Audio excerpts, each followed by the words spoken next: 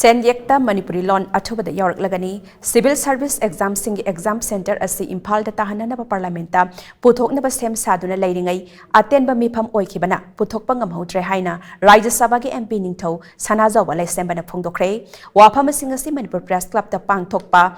Kuntramathoi Suba Maitelonbu India gi Nipan Suba Schedule da Chankhiba Numit ki Palan Thoram da phongdokhibani Wakalon Manaba Apunba Kanglaipak Wamana Sinduna Pangthokiba Thoramatuda Wamagi President M Naukomba Lausalgi President M Churamani Amadi Oja Namoi Tombasu Sarukyaki Thoramaduga Marilena Wamana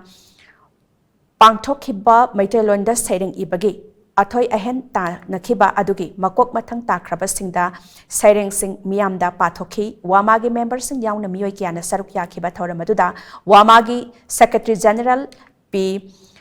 Thakabana disingamaga samapan merpudarani thoigi August ki tangkun ngasi numit asta Manipuri lon bu Bharat ki Nepal suba schedule da chankhiba numitni numit asna lakpada matamaduda miyamgi apunba thaunana mai pakhiba aduda saruk yakhiba singi mafamda su ikai khumnaba uchari adubu hairiba matam adudagi schedule da challaba su lon asi ka hena chawkhatpa amadi oidri masi aikhoi pina chawkhat minanaba hotnasi haikhe thoramaduda saruk yakhiba Rajya Sabha gi MP Ningthau Sanemba Laisa Jaw Sana Jawbana Isagi lon yak laizaba purup ama oina malemgi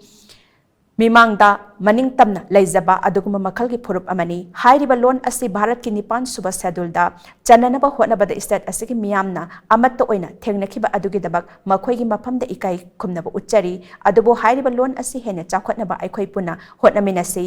makna MP oirakpadagi lon asibu Bharat ki classical language ta Tahanaba Parlamenta photokhi soinina Jangani Haibagi Tajabasulai Amaromda Bharat ki Senyekta su Aikogi lon asi athubada Yaorakpa Yabagi Tajabasu Lai Maramaduna Ngasi Pangthok liba thoram asina makhatana Aikogi lon asi hena Chawkhatnaba puna hotnaminasi haikhe Lon si Nepal suba schedule sandiba policy ina sandiba dati